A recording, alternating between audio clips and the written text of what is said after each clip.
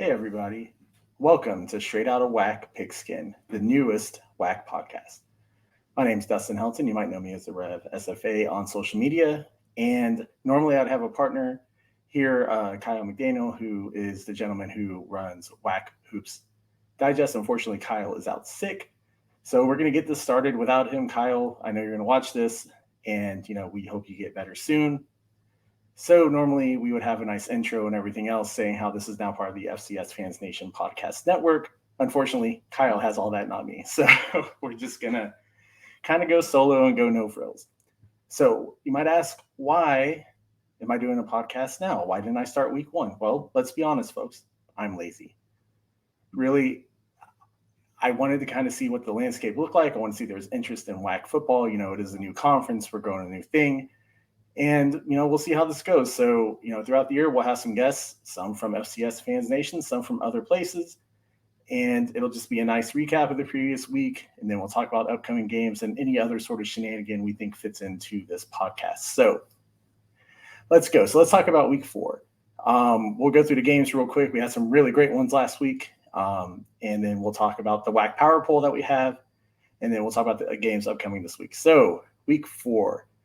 Sam Houston went to Conway and faced Central Arkansas on the Stripes. That was the game of the week, honestly, for the conference for both the WAC and the AQ7. Sam came out on top 45-35. So with that game, at one point, Sam was up 31-7. And then the third quarter happened, and UCA came back to within 3. However, they just couldn't close it out. Sam went up in the fourth, and that was the end of it. Eric Schmidt, who is the WAC Player of the Week, he had 283 yards, 4 touchdowns. Jaquez Ezzard and Cody Crest both had a pair of touchdowns. I mean, Sam's got such a dynamic offense, and they just, they have so many weapons, and you stop one, they have 4 or 5 others that are coming at you. And we'll get more into that as we go into the preview of this week's game. Another game that happened last week was Stephen F. Austin, my alma mater, played Lincoln, California, this first-year football program. Honestly, I can't lie to you. Nobody in the SFA camp was happy about this game. We just had it because we had a SWAC school back out on us, and you got to take the game that you get. And so, anyways, we played them 61-13 was the final. SFA had 192 rushing yards. Special teams accounted for 2 touchdowns. We had a block punt and then a punt return by Leonard Lemons. It's a good game. Got the second strings and third strings, got them some action, but now the real test for SFA happens this week. SFA's coming in 3-1, heading into WAC or AQ7 play with wins over Tarleton State, who is playing in the WAC officially starting next year. Mississippi Valley, who is one of the worst teams in the FCS. Sorry, FCS. Sorry, Delta Devil fans. Love you guys as a mascot, but you're just not a good program. And then Lincoln, and then we also had that loss at Texas Tech. Pretty close game there. Abilene Christian went to Beaumont and just took Lamar to the woodshed. 56-0 was the final in that score. Stone Earl had 3 touchdowns in the first half alone. Another interesting fact about that game, Abilene Christian did not have a single penalty called against them that game. They only punted once. And their defense was stout with 2 defensive touchdowns. I mean, it was just a beat down in Beaumont. Sorry, Cardinals. That's a rough look for you. And then lastly, Tarleton played D2 New Mexico Highlands. Final there was 40-21, Tarleton taking the win. Tarleton had a great ground game. They ran for 278 yards. Daniel Wright Jr. actually averaged 9.5 yards per carry, and he totaled 142 yards on the ground with 2 touchdowns. Raheem Skinner had 16 carries for 127 yards. Great defensive showing by Tarleton against New Mexico Highlands also. Tarleton, they're up and coming. I think they'll be a force in D1 once they get in. They were a force in D2, making D2 playoffs year after year. So those are the scores from week 4. A pretty exciting week. If we look at the players of the week, offense obviously is Eric Schmidt from Sam Houston. Defensive was Greg Eggleston Jr. from Tarleton. He had 2 interceptions. And then special teams was Stephen Morgan from Sam. He went 3 for 3 on field goals and then 4 for 4 on extra points. So, a great showing by those folks, and it's getting us ready for what's coming this week. So one of the things we're going to have on this podcast weekly is we're going to have a WAC Power Poll. We've got some folks, some beat writers, as well as some members of FCS Fans Nation who posted other podcasts to take part in this. We'll have a nice graphic up for it next week. But again, we're not there yet, so I do apologize. But this week, here's how it goes. Sam, obviously, they took the top spot unanimously. SFA was second, Abilene Christian was third, Tarleton fourth, Dixie State fifth, and Lamar sixth. Not a surprise there. The Dixie State and Lamar ones were pretty close, but Lamar takes the bottom. Again, not a big surprise in how those results go. I think it'll be interesting to see what happens with Abilene Christian and Tarleton and see if they jockey each other as we go throughout the year. Of course, things always could change week over week. You could have upsets. You could have Abilene Christian coming in and just running through the conference. I mean, they've looked really good so far, but they've also played 2 sub D1 opponents. So it'd be kind of interesting to see how well they do. So let's take a look at week 5 games. We're going to kind of go in a little depth here. So the first one is Tarleton. They're traveling out to Richmond, Kentucky, to take on the Eastern Kentucky Colonels. Tarleton's had a good year against D2 opponents. However, they have lost against their Division I foes, one of them being Stephen F. Austin in week 1. That was a 20-10 loss to the Texans. So the question we have to look at is, can they handle an EKU team who has improved year over year? If you look at what they're doing in Richmond, they're building something.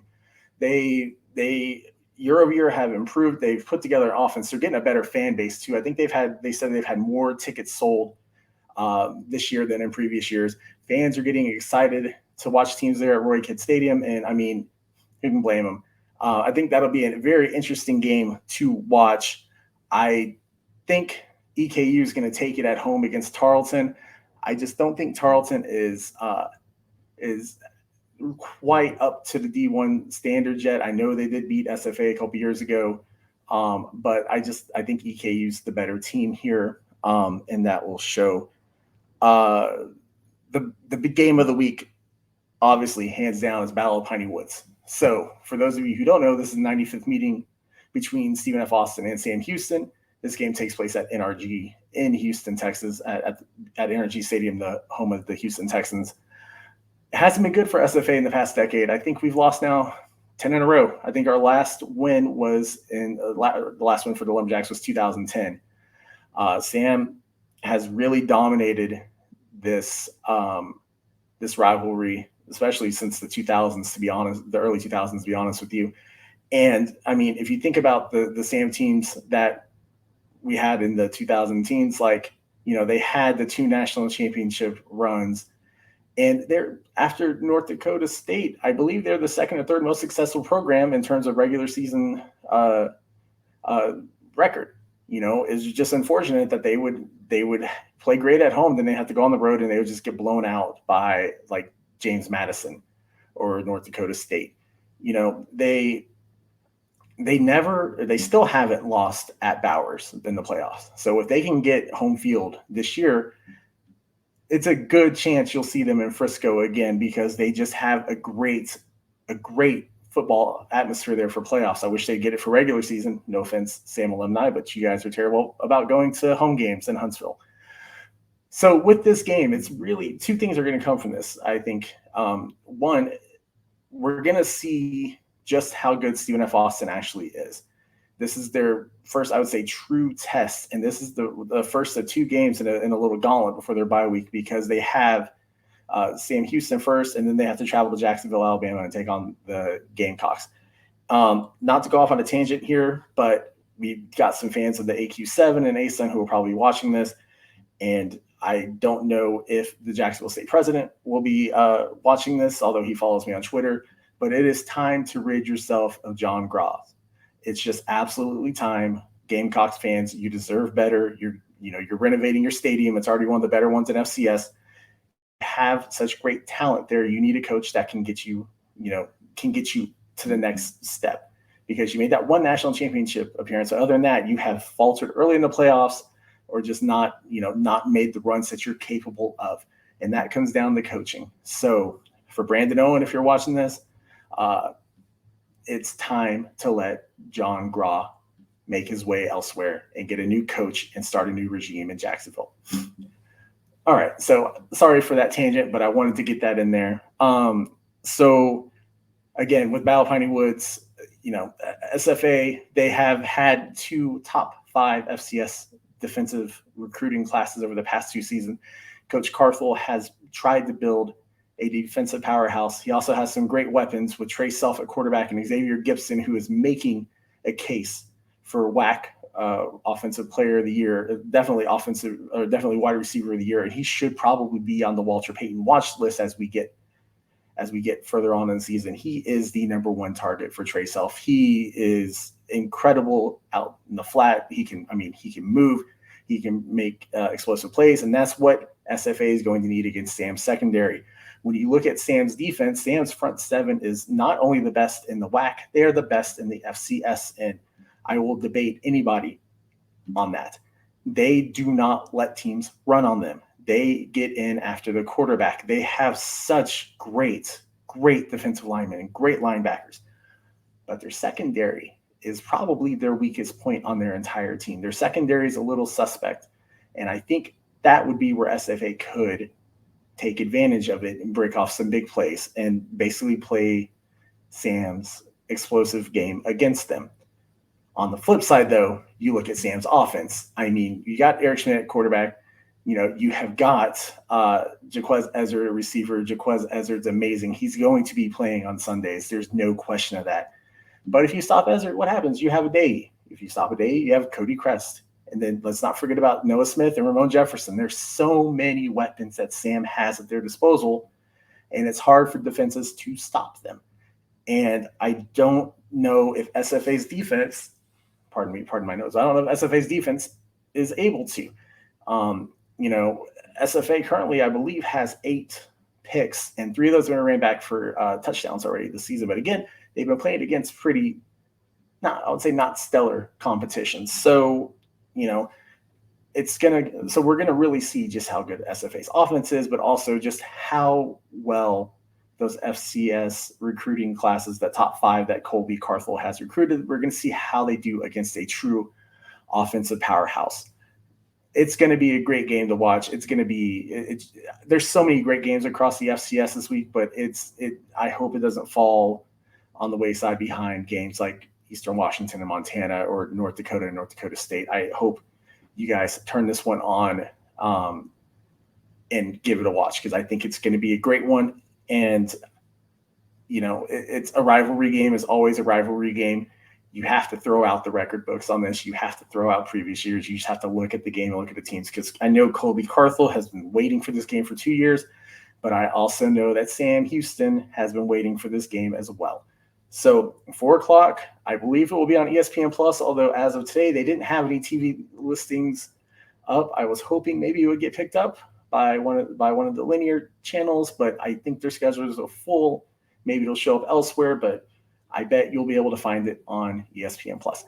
The other thing with this game, too, is that if Sam wins this game, Sam more than likely is going to win the AQ7 auto bid, because there's not another team in the conference that can beat them. If they beat UCA. UCA was probably their toughest opponent. And UCA, I don't know if they're just having a rough patch or if they're just not as good this year as we've seen in previous years. Sam, I don't think Jacksonville State will hang with Sam, but you never know. Jacksonville State is quite Jekyll and Hyde, because, look, they beat Florida State. Granted, it's a down Florida State. They still don't have a win this season, but they beat Florida State.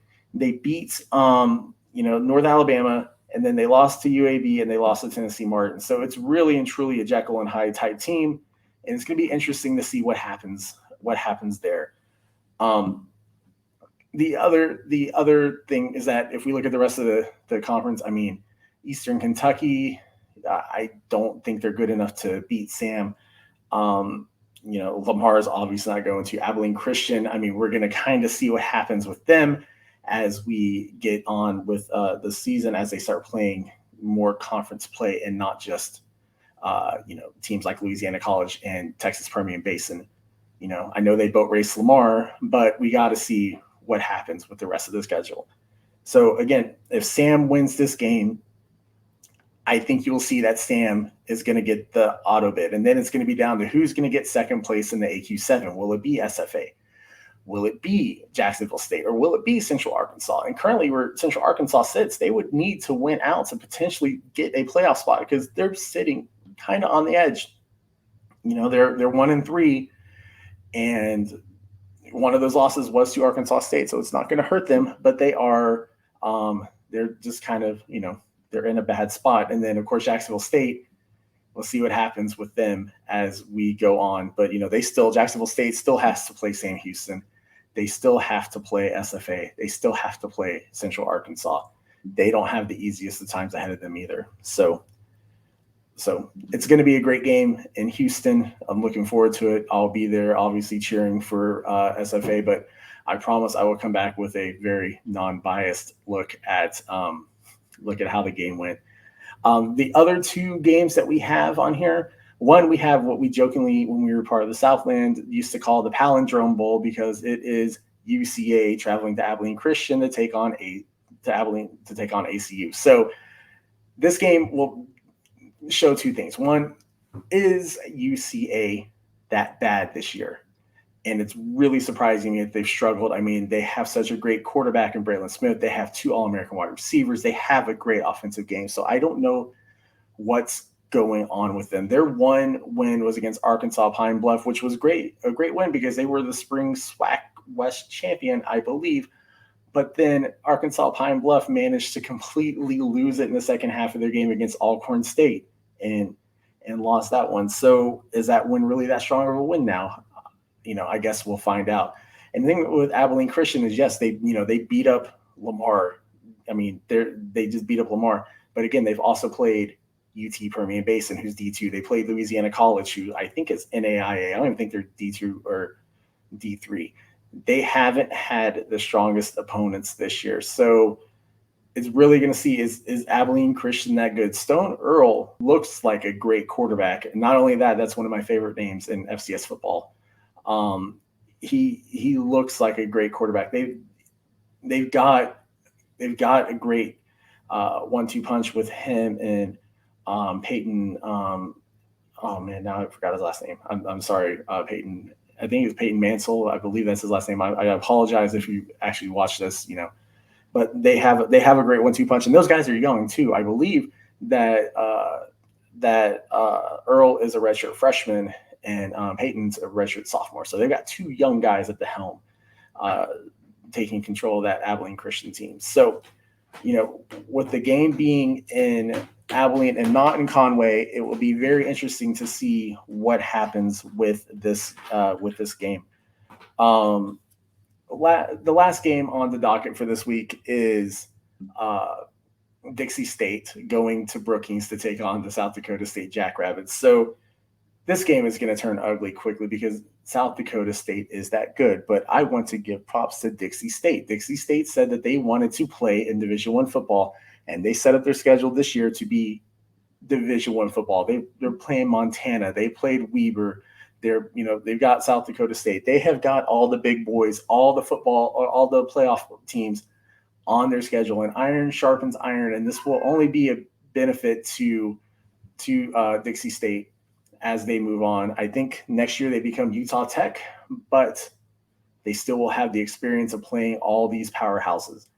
So, and honestly, South Dakota State's going to win that game big. I think they'll have their second team in probably at halftime. It's probably not going to be close because, again, South Dakota State is that good. So that's really the rundown for the games, week 4. A couple other notes. This one's going to be short because, again, it's just me going solo, and I don't want to bore you guys any more than I have. A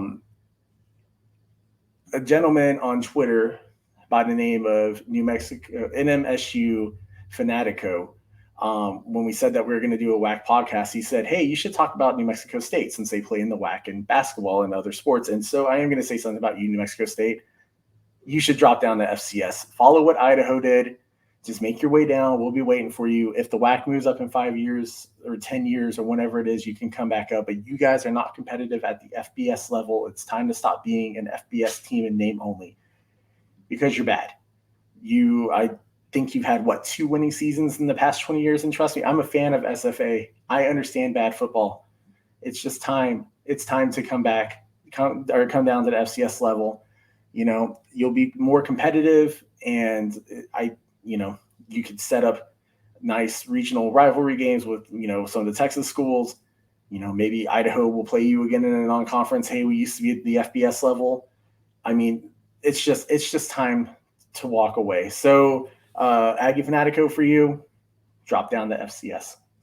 That's what I'm going to tell you. Before we go, I want to give a couple of shout outs. One to FCS Fans Nation, all the admins, Matt, Kyler, Jamie Williams, Lawrence Smith, Chris Hammond, all those guys, all those gentlemen, for allowing us to partner up with them in this podcast. I promise you we'll have better content with prettier introductions and all that stuff. We really just wanted to get one out this week because it is Battle of the Piney Woods week. It's one of the biggest games in the WAC this year. Hopefully it's as competitive as we think it will be, because I would hate to have put up podcast episode here and see, Sam Houston win by 40, but that's also a possibility too, because that team is that good. Like I said, I hope you stick around for this. Hope you watch. We'll try to do 1 or 2 episodes a week. And also too, if you are a fan of other sports like college basketball, give WAC Hoops Digest a follow for all your WAC hoops need. The WAC is going to be a great basketball conference this year with the addition of the Texas 4. It will be a fun one to watch. And then lastly, thanks to all of y'all for taking the past 21 minutes and watching this episode on YouTube. So I'm going to let you guys go. I'm going to go watch my Cowboys beat up on the Eagles. We will talk to you next week, and see ya.